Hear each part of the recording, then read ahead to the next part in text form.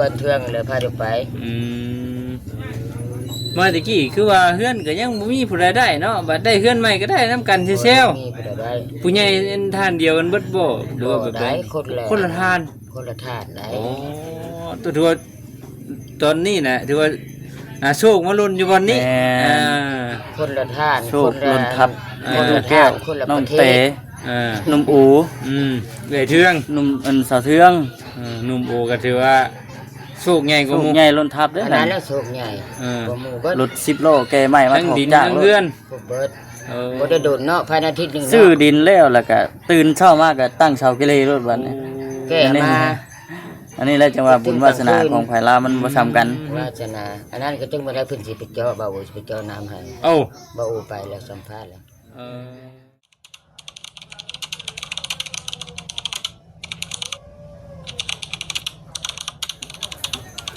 เวียนดีบ่สิตกจังเนาะพอดังที่ทำที่ฟังมา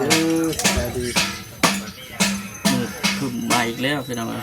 จะฮอดขวบเก่าคือแต่ก่อนมาจากข้ามมาแล้วตกก็ได้อันบ้านแต่เก่าพี่น้องเนาะทักทายสบายดีเด้อพี่น้องเด้อพี่น้องตอนนี้ก็ยังอยู่ที่บ้านน้องกระเตเพิ่นคือเก่าพี่น้องเนาะยังบ่ทันได้อันพากันกลับรอบนกันสักหน่อยรวดเร็วดีเนาะเพื่อนนั้นน้ำโอคนนี้ก็ได้มามือหนึ่งตั้งเกเรแล้วหรือเปล่าตั้งเกเรนะเสาเลื่อนเสาต่อเป็นเท่านั่นแหละคอยหมายถึงตัวนั่นแหละเสาเลื่อนแล้วไม่เกี่ยวไม่ตอกก็สั่งเกเรเนาะมาพื้นว่าไม่เลื่อนมึงกับพื้นแกมาอันรถ10 โลคนแล้วกลัวเลย10 โลจะเป็น24นี่แล้วเนาะ24ป่ะทุกแกเราอยู่เงินอยู่กินเห็นเราอยู่ป่ะแต่พี่น้องเดียวว่าคำจีฝากไปทำเบิ่งแล้วฟันดีบ่เนาะเยี่ยมยามทานไทยเบิ่งแล้วเฮ็ดได้เนาะเอาได้มาแล้วก็ทานไทยเบิ่งเป็นได้พี่น้องไปสิไปก่อนเลยตามไปมาพี่น้องเนาะ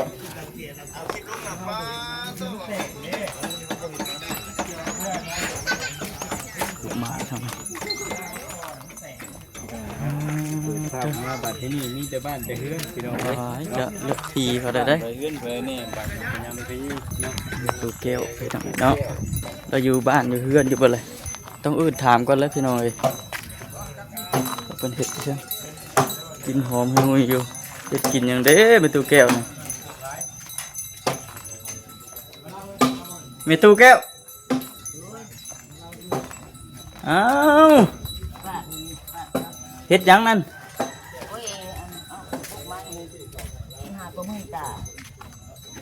บ่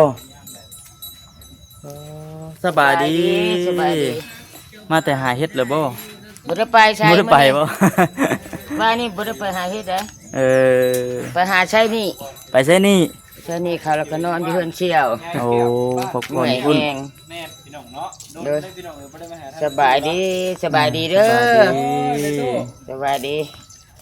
ล่าสุดนี่ตั้งแต่ซื้อข้าวสารมาให้พี่น้องเนาะโดนเติบนึงบ่โดนตั้งแต่เกือบปีหรือว่ายังบ่ทันได้เฮ็ดเฮือนครับยังตั้งแต่เราอยู่ตู้เราจื้ออยู่บ่ตู้บ่จื้อซ้ำบ่จักจื้ออยู่บ่จื้อเรียบร้อยเดี๋ยวโดนเติบน้ำออกจากระบบแหละเกือบปีก็คือว่าแล้วโดนเนาะแม่นเน็ตค่อยเบิดแล้วจากบ่เวียดแม่นอะไรแต่ค่อยยังเบิดเลยค่อยเห็นที่ปากบ่เวียดเนาะบ่เวียดโดนแล้วเพิ่นบ่ได้มาตั้งแต่ซื้อเขาเห็นเพิ่นไปตั้งแต่ข้าอยู่สวนอ้อยแม่นบ่เวียดสวนอ้อยแล้วก็ซื้อเขาให้เจ้านี่เทื่อนึงอยู่กระต๊อบนี้แม่นตั้งแต่น้ำบาดาลเจ้าโจกบ่ได้พุ่นละหมอยังซื้อหักบ่ได้มีต้มเขียดโอ้เอาเขียดไม่ใช่ตู้โอ้ยไปหาเด้ค่ะมันอยู่บ่ใช่น่ะเบิ่งดูหาเด็กพอดีแก้วขึ้นมื้อแรงพักหญ้าคาที่ใช้ไปใช้เดี๋ยวนี้โอ้ยเพิ่นหยุดจะพูด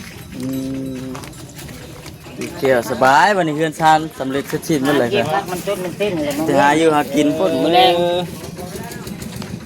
หาอยู่หากินเข็ดหมูไม่ใครเข็ดหมูน้อยบ่เท่านั้นแหละ เพื่อนนี่เฮ็ดโดนได้จะตู้นี่ เพื่อน ได้แล้วบ่เดือนหนึง เพิ่นประ ได้ ดา นั่นแหละเนาะ แม่นประมาณเดือนปลาย ดีใจน้ำดีใจน้ โดยเงินไปนี่แหละ หากก็ขึ้นได้ยันเงินผ่านมา2มื้อนี่จ้ะ 2 มื้อ 3 มื้อ 2มื้อ3มื้อนี้ ำเป็นไงนอนเทือนใหม่ ฟันพี่ช่าง บ่พันซับ สิมาถามเอาเลขเด็ด ว่าสิมาถามเอาเลขเด็ดน้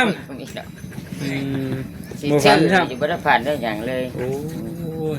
ได้ผ่านพี่ช่างได้น้อย เออ เมื่อคืนนี่ให้กระทิงนอนนอก เออก ลางมุ้งให้อยู่นอก โดย เอ้าคือนอนอยู่เนาะ ให้เพิ่นนอนนอกเพิ่นฮ้อนเด้ โอ้เพิ่นฮ้อนตู้นอนอยู่ในพี่บ่ นอนอยู่ในหักไข่ตูอยู่ทางนี้ก็ไข่ทางพุ่นก็ไข่ อากาศมันฮ้อนว่าซั่นซะเนาะ ฮ้อนหลาย มันฮ้อนมันเอ้า วานนี่บ่ได้ตกบ่วานพุ่น คือจังบ่ได้ตก บ่อยู่บ้านเฮานี่ได้ บ่ได้ตกนะว่านี่ อยู่ทางเชโปนฝนต ต ก ก เนาะ แล้ว บ่มีฝนนะว่านี่ฝนยี่ๆนะเดี๋ยวหนึง โอ้ แดดคือว่าสิแดดนี่ขึ้นมาบ่ได้ซ้ำนี้จะได้มาว่านี่ก็ เออ คือว่าเว้นกว่านี้ เจ้าไปใช้ก็ โอ้ย เอานั่งก่อนตู้นั่งก่อน เมื่ เนาะ อหาใช้นี่ใช้สิ โอ้มือบ่อันมือวานนี่นะจะว่า เมื่อหาใช้นี่เขา ไปใช้นี่ โดยนี่ผ่านมาเป็นเดือน2 เดือนแล้ โอ้ ว พอเฮา บัด ได้ บ่มีแล้วหายืม โอ้ย เขา ยาย ก่อนละ ก็ แสนละใดซื้อยากิน ตอนที่เฮาเก็บเงินได้ก็ไปใช้เพิ่น ใช้ แต่เล็กเท่าน้อยว่าซั่นซะเนาะ ใช้เบิดเลย เบิดเลยบ่มีหนี้บ่มีสินละบาท บ่มี วิทย์แล้วบัดนี้ วิทย์ โอ้ บ่มีแล้ว กันบ่เป็นไหมบ่ บ่มีแล้วหากิน เออ ก็ยืมเพิ่นเอาให้เพิ่นแก้ไข เออ เพิ่นบ่ได้ป้าได้ทิ่มบัดเฮาได้ก็เคี่ยวไปให้นะ ยามเฮาจำเป็นยามเฮามันขับขันว่าซั่นซะเนาะ มีแต่ซื้อยากินดอก อืม เลยเป็นยังได้สิเขาน้ำซ้ำปลาใช่ไหมนี่ตู้ กูมื้อนี่บ่ เลย กินเพิ่นซื้อให้หั่นแหละ ถือว่ามีพอได้อยู่ได้กินบัดนี้เนาะ มีพอได้กิน ช่วงนั้นเขาก็เบิดยาก็บ่มี ช่างก็บ่ได้มีหากินแล้ว บัดนี้ถือว่าดีขึ้นหลายเนาะบัดนี้เนาะ ใช่แน่ เออ ทั้งยังเมื่อยอยู่ ยังเมื่อยอยู่ ยังเมื่อย เฮาก็เมื่อยคือกันกันเนาะเรื่องเมื่อย เมื่อยได้เมื่อยนำเฮ็ดให้เดี๋ยวนี้เสียหญ้าเสียเพียงอยากให้หลานนะจุดนั้น เออ บ่ฟังควม หลานบ่ฟังความ หลานบ่ฟังความบ่ตีเด้ เด็กน้อยเนาะ บ่ได้น้อยแหละเป็น กระทิงกันบ่ โอ้ยเป็น เอ้า น้ำสันดาน ยังน้อยได้ซั่นนั่นตู้เอ้ย บ่ได้น้อย บ่ได้น้อย ปี บ่ แล้วน้องกระทิงเพิ่น 10 ปีแล้ว 10 ปีกับบัดนี้เพิ่นก็บ่นี่ปานใดเด้บ่ได้ไปตู้เคยเว้าอยู่ เป็นน้ำคน อ่า หักแต่ว่าบ่ชวนไปได้แล้วพุ่นลิ้นอยู่พุ่นตื่นมาแม่พาจุข้าวไปให้กับมันกินเห็นแล้วว่า ไปดินอยู่พุ่นเลยไม่ตู้ถือข้าวไปให้กิน อืม กินนี่ก็ไปเอาจุข้าวให้กับถ้วยมันกิน อืม มาสนมาวนนี่นะ อืม ดื้อจะได้เพิ่นสั่งนะ เออ อันน่ะบ่จักดอกเพิ่นหักเพิ่นสั่งนะ อืม ไปกินยา บ่ตี มัน แล้ กิน ว เบิดเลย มีแต่ว่าคอยบอกคอยสอนเอาไปนำมัน เอาได้เฮ็ดแนวใดซะ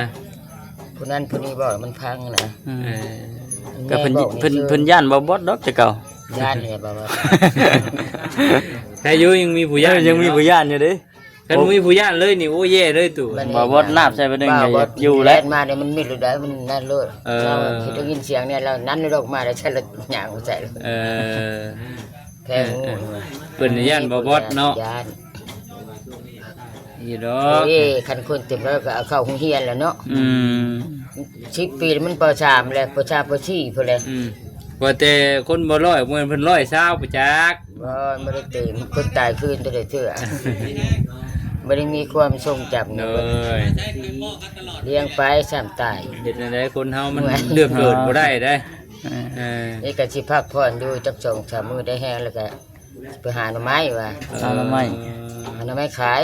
เออ แม่นได้หน่อไม้ออกไปได้ตู้เอ้ย ลืมแล้วป่าน เลือ นี้ ก นะ ได้ ชวนเทื่องเลยพาเดี๋ยวไป อืมมาตะกี้คือว่าเฮือนก็ยังบ่มีผู้ใดได้เนาะบัดได้เฮือนใหม่ก็ได้นํกันเซล มีผู้ใดได้ ผู้ใหญ่ท่านเดียวกันเบิดบ่หรือว่าแบบใด ได้คนละ คนละทาน คนละทานได้ อ๋อตัวถือว่าตอนนี้น่ะถือว่าโชคมาลุ้นอยู่วันนี้อ่า คนละทาน โชคลนทับ คน ลู ละ กแก้ ทาน ว คนละ น้ ป อง ระเท เต๋ ศ อ่า หนุ่มอู เอื้อยเทือง หนุ่มสาวเทือง หนุ่มโอก็ถือว่า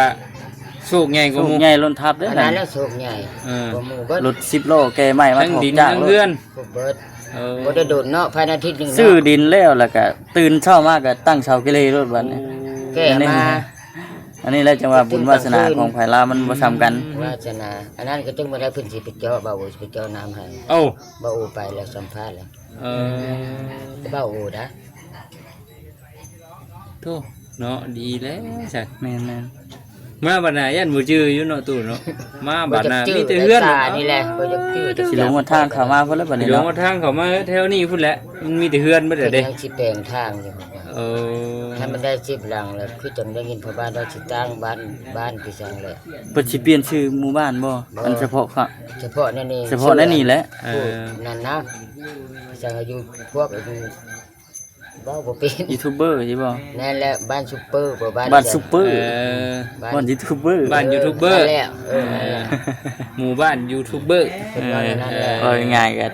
มาสร้างชาอยู่นี่แล้วจะตั้งชื่อ มัน หมู่บ้านขึ้นไหม แม่นอย่าคือกันกับมาบ้านพุ่นศรี เออหมู่บ้านสายบุญตัวนั้นก็ได้ หมู่บ้านสายบุญสองที่นะ คนชิมมาแล้ว แม่น ตะกี้ก็บ่ได้มีเพื่อนมีชาญเนาะ แม่นเดี๋ยวนี้นี่เพิ่นฮอดมีหมู่บ้านสายบุญ ค่ ส อย องอะนะ ไปเฮือน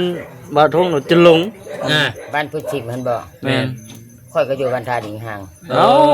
นั่นบ่ซั่น ค่อยนะ เอ้า อันว่าอันเจ้าบทใหญ่ประธานเนาะ โดย อันว่าปฏิการฆ่ากับพ่อแม่ค่อยพ่อบ้านแล้วก็บักหลายคนเลยตัดคอ อืม ค่อยทรมานได้ค่อยเลี้ยงน้องจิตคนน่ะ โอ้ ความทุกข์ตะกี้ถ้าเขาเนี่ยก็ ว่าตั้งแต่เข้าปฏิการพุ่น เขาปฏิการ ก็ตะกี้เนาะ แต่มันง่ายดอก โอ้ยเขายังเป็นไข่อยู่บ่จักจ้อยยังเป็นลิง ยังเป็นลมเป็นแรงอยู่ อยู่บ่จักเนาะ น้องค่อยก็ส่งคนแล้วเขาก็ไปเป็นทหารเมื่อดอกคนเขาสิฆ่าพ่อแม่ทหารในน้องนี่แหละ โอ้ คืออันปัจจุบันนี้ได้ใช้ตู้ว่าขออนุญาตนำญาติพี่น้องเฮาญาติคิงๆนี่ยังบ่ อยู่เวียงพุ่น อ๋อยังยังอยู่เวียงพุทธ อยู่เวียง2คนแล้วบัดนี้อยู่ชายแดนนั่นก็ป้าก็ผัวแล้วไปอยู่สหรัฐก็ค่อยท่วงเท้าหาตะกี้เนาะจะเข้าค่อยก็บ่แม่นว่าดอกสาธุจะเข้าค่อยเฮ็ดเวียกในห้องการ อืม น้องหันภาคมันตลอดคู่เดือนเงินหันภาคด้วยอันนั้นเด้200กับ200โลดซ้ำนี่นะ อืม ก็เอาโลดบัดนี้ไอ้ตะไม้ผัดไอ้ไม้เวลาไปเป็นอยู่ธนาคารแล้วไปเวียกหันนะเอาเงินนำเราก็โลด อืม วันนี้ค่อยเราล้างจังให้แล้วผัวให้ออก อ่ะ หาก็ได้21ปีนึงนะเฮ็ดเวียกฮะ อืม โอ้ เพิ่นให้ออกแล้วก็ออก โดย ออกแล้วบัดนี้ก็บ่ได้ท่วงในเท้าแล้วบัดนี้หนังสือเพิ่นมันผัดชิปโตเนาะ อืม อยู่แคลิฟอร์เนียดอกค่อยเราไปจื้อจังหวัด มี ชิป ตู้แล้วจนนดว่าเป็น ไม่ยังก็ รัฐแคลิฟอร์เนีย เด้ออัน โอ้ มันมีตัวเลขชิปโตเนาะ อืม เอื้อยเพิ่นมาเอาไปเพิ่นตัวว่าช่องหนังสือเพิ่นเสีย อืม แสงวรดีมันยำๆคงบ่ต้องเข้าไปจื้อตัวเลข โอ้เขาบอกว่าได้เป็นชั้นเจ้าในตู้ ค่อยก็คือสิบ่ทุกข์ปานนี้ดอกบัดนี้เราค่อยเรามาท่วงเท้าบัดนี้ค่อยเรามาคิดชีวิตเขาตกทุกข์หลานเนาะหลังจากผัวเนาะ อืม ไปเลยติเลยเตื้อมน้ำลายน้องก็ทิ่มป้าเบิดเด้ฟังครอบครัวนะว่าพื้นชีวิตจริงได้อันนี้มื้อนี้ก็วันสิ้น8ค่ำ อืม บ่ได้ตัวดอกความทุกข์นี่โอ๊ย อันนี้คือทางแม่ตู้เราประสบการณ์ตะกี้ว่าซั่น โกรธนะเป็นได้สำเร็จตู้อย่างเนี้ยมาอยู่บ้านนี้เอาเล็กๆเลย พ่อแม่พาอยู่บ้านธาตุ โดย บัดนี้แหละผัวแล้วพามาอยู่สวรรค์ อ่า ผัวนะครับยนต์อีกเป็นรถอยู่อุดร ตะกี้เนาะ กี้ อ่า ซาเย็นออกมาหัวหน้าว่าอันตัวเองก็กำลังเรียนจบนะ โดย ชีวิตบ่ได้นึกจะผ่านแบบนี้ได้เขาเงินบ่ได้ เออ หลังจากออกแล้วเนาะมันเอาลาออกการแล้วมันพวกให้ออกให้ออกแล้วก็ออก อืม โดย ก็สิเว้าแล้วบ่แม่นเว้าดอกห่วงเฮาก็ตะกี้ผัดบ่แบบนี้นะผู้บ่าวนี่เตะโคกเป็นบ่ แล้ ตู้ วโอ้ยคนนั้นน้ำอยู่ห้องการเนาะมันโดนไปแล้ว มันว่าง่ายๆกับขาว ผู้สาวอันผู้บ่าวนี่เตะทิ่มเกลือน โอ้ยคือบ้านนี่แหละ บ่ค่อยคนบ่เว้าก็ได้ เออ ใส่ค่อยบ่ได้เว้าบ่ได้ โดย แต่นี่ผัวเอาแล้วก็ออกความผัวแล้วมันไอ้เนาะมันหายแล้วมันก็นี่นั่นนี่แห ทา ละ งครอบครัว เหมือนให้ไปหมอแล้วไปจัก ปงเพิ่นน่ะบักครับ หมอเนาะบ้านนี่บ่ โดยค่อยกรรมเท่านั้นแหละค่อยก็โอ้ยใครสินึกสิผ่านชีวิตค่อย ท่านก็โอ้เนาะตู้เนาะ หมู่ลุงก็รถเพื่อนเรื่องมาปานพี่มันคู่เป็นผู้ใดก็ได้ อืม บ่มันคือว่าบ่พังคมผัวคันไว้สิคืนอยู่เป็นจ้อยสิบ่เป็นแบบนี้เนาะ ก็บ่จะเป็นไม่ห้างไม่ไม้แล้ว เฮียนฮอดใส่ประตู ค่อยตะกี้ว่าเรียนจบอันนั้นเด้อมจะรุ่นค่อยนะ โอ้ มสองดอก มสองอืม แล้วไปเรียนแบบลุงต่อแล้ววันนี้แหละ จนได้เฮียนบำดอกบำรุงเนาะ มีได้ตอนนี้ก็ได้แล้วไปเรียนอยู่อันแก้งกอกนี่ก็ชั้นกลางเลยได้ชั้นกลางตัวนั้น3 ปีเนาะ อืม แล้วเพิ่นย้อนเอา2 ปีเด้ โอ้บ่ได้เคยฮู้ได้คันแม่ตู้เราเว้าอยู่นั่นแล้ว จังได้เข้าอัน จักชัก แล้วก็มาเข้าเฮ็ดเวียก เลย คืออยู่บริษัทก่อสร้างที่หาสถานผังเมืองแขวงสวรรณเขตเด้ โอ้โดย เฮ็ดนี่ก็มามอบกับบานพิชังข้าวเบิดตัวเด่นเบิดเฮียนกลางเมืองเป็นหยังถึงสุดท้ายบ่ได้มีน้ำยา โอ้ขอโทษนะคือทั้งแม่ตู้แล้วนี่ก็เป็นคนอันนี้แหละเป็นคนของภาคของรัฐเป็นคนของเจ้าของนายเพิ่นคือกัน เขาก็ได้เรียน แต่ว่าบัดก็เราสิได้นี่น่ะย้อนพังคมผัว ก็ผัวได้อายน้องทิ่มเบิด เออ พังความผัวก็บ่พังความผัวบ่ปานนี้บันเว้า หลังจากออกได้หันจังได้มาพี่บัด บ่ไปน้ำผัวแหละ ไปน้ำผัว ไปน้ำผัวผัวไปไปเจอก็ไป โอ้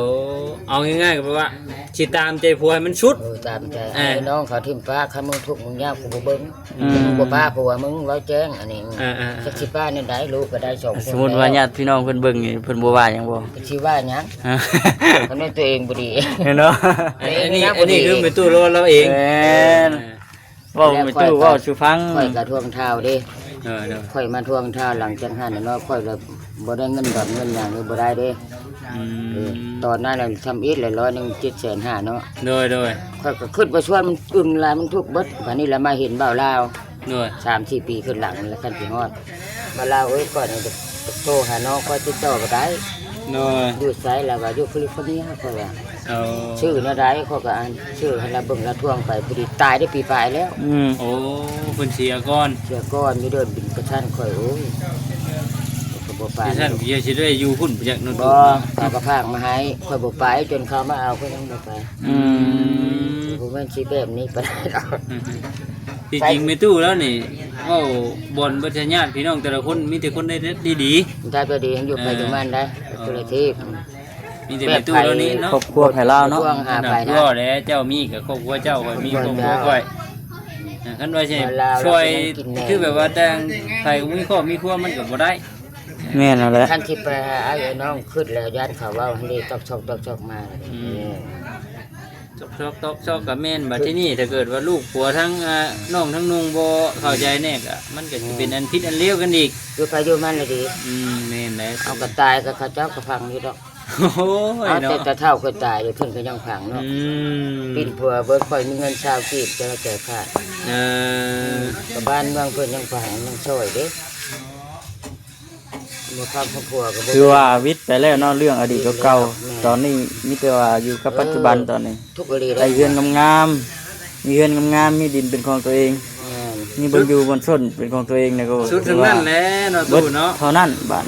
มีแต่หาอยู่หากิน คิดอยู่ว่า ธรรม ตู้ว่าจะได้เกินใหม่ บ่ได้เคยคือว่าอยู่ไปตูบนี่แหละ